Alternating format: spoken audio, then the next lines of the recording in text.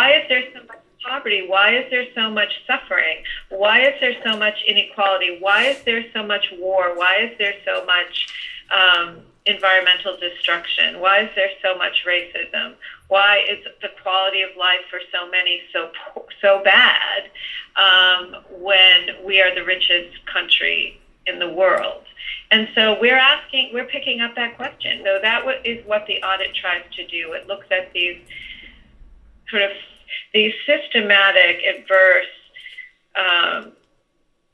set of systems that adversely affect so many of us. So perhaps, one of the surprising things for the researchers here, and I would imagine for your readers, is just the sheer magnitude of suffering in this country, the depth and the breadth of it, and how many people and how many demographics it reaches as the result of policies and political agendas that really are transfer of wealth to the very wealthiest of the wealthy, and really a systematic, broad, intersecting,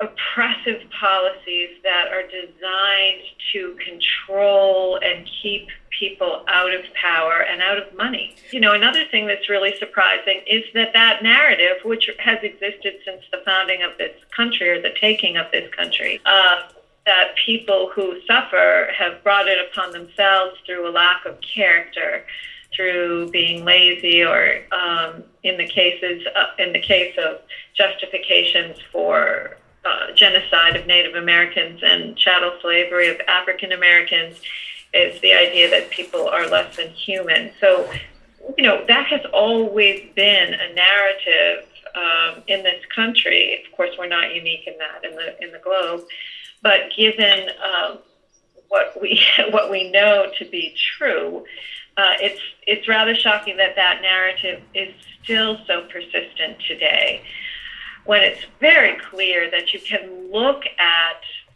the last 50 years even, so the last 50 years of modern history, and see that narrative, as it persists, and even some could argue has grown since 2016, that it's fundamentally false, that it's provably false, because you can see the ways in which policy decisions have created and perpetuated the conditions of poverty and the lack of access to power.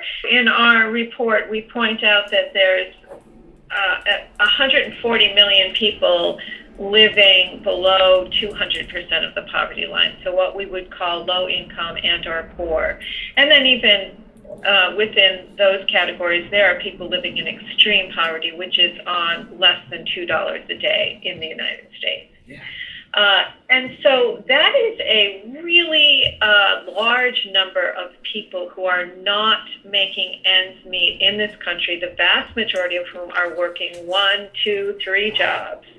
And then even when you go above 200% of the poverty line, most people in this country cannot afford a $400 emergency. You have the majority in this country who can be bankrupted by a medical debt. That is the number one reason for bankruptcy in this country.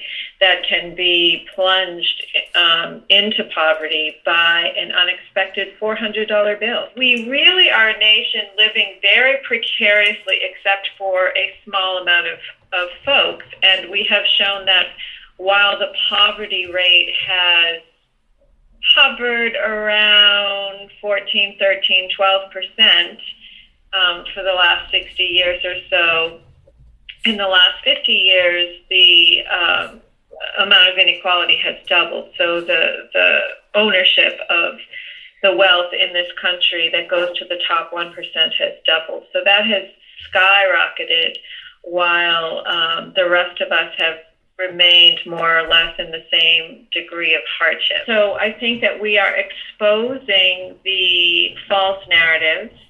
We are demonstrating the systematic, structural ways in which people have lack of resources and lack of power. it's still a very precarious place to be in the United States unless you are very, very wealthy, and that is a small percentage of Americans.